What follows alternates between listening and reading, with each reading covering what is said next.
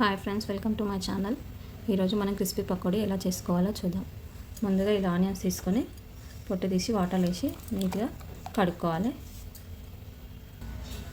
ఇప్పుడు ఆనియన్స్ని పొడుగ్గా కట్ చేసుకోవాలి. ఇట్లా సన్నగా స్లైసెస్ లాగా కట్ చేసుకోవాలి. అన్నీ ఇదే విధంగా కట్ చేసుకోవాలి.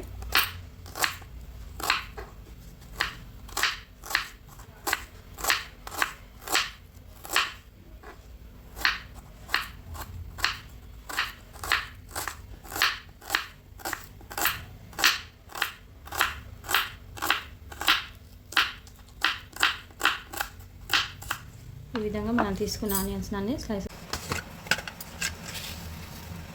ఇలా ఆనియన్స్ స్లైసెస్ కట్ చేసుకున్నాం కదండి. ఇందులో కొంచెం సాల్ట్ వేసుకోవాలి.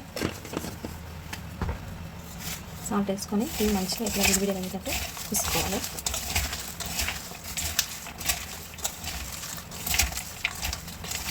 ఇందులో కొంచెం వాటర్ వచ్చేంత వరకు మంచిగా తీసుకోవాలి.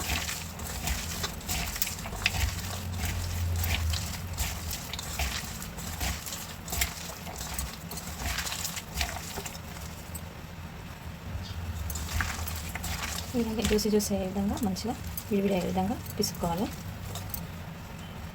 ఇప్పుడు మనకు అందులో కావాల్సిన పదార్థాలు: 1 కప్ శనగపిండి, 1 టేబుల్ స్పూన్ బియ్యం పిండి, 1/2 టేబుల్ స్పూన్ పసుపు, 1 టేబుల్ స్పూన్ కారం, సాల్ట్, అల్లం వెల్లుల్లి పేస్ట్, ఓమా.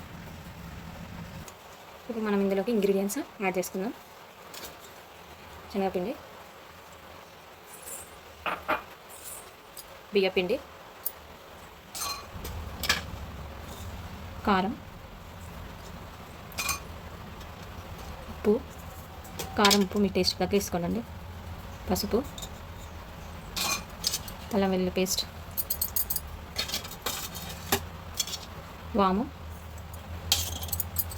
ఇప్పుడు మంచిగా కలుపుకోవాలి. వాటర్ పోసుకోదండి, ఉల్లిగడ్డల నుంచి వచ్చిన వాటరే సరిపోతాయి.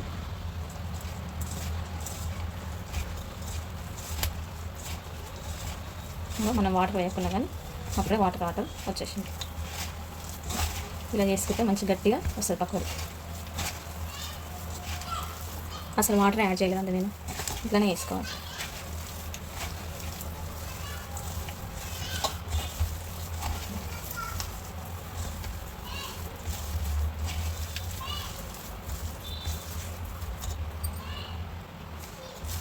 ఈ పిండి గట్టిగా అనిపిస్తే కొన్ని వాటర్ దిగి కలుచుకోండి.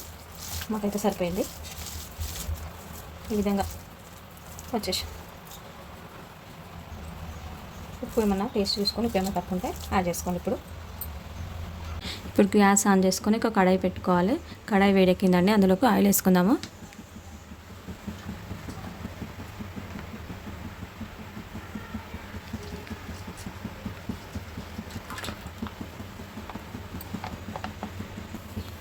ఇప్పుడు ఆయిల్ హీట్ ఎక్కిందండి. ఇప్పుడు ఆయిల్ హీట్ ఎక్కిందో లేదో కొంచెం వేసుకొని చూద్దాం.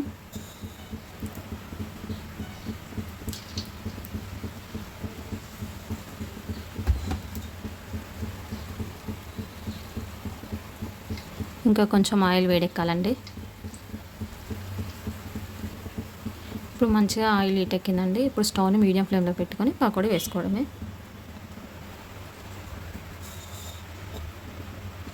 పకోడీని ఎప్పుడు మంటను మీడియం ఫ్లేమ్లో పెట్టి వేసుకోవాలి. వేసుకున్న తర్వాత హై ఫ్లేమ్లో పెట్టుకోవాలి. ఇలా కొంచెం కొంచెం వేసుకోవడం.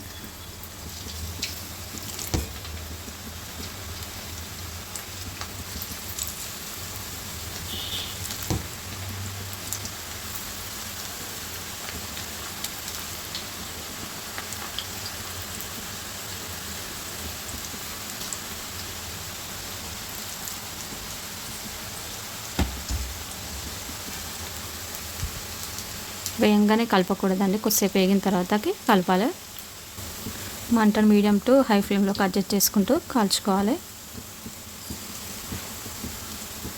ఎప్పుడు మంట పెద్ద పెట్టి కాల్చుకోవాలి.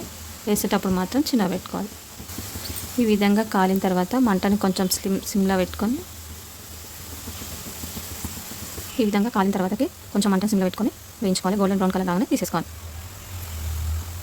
మంచిగా కాలిందండి. ఇక ఈ విధంగా అంతా ఇదే విధంగా కాల్చుకోవాలి.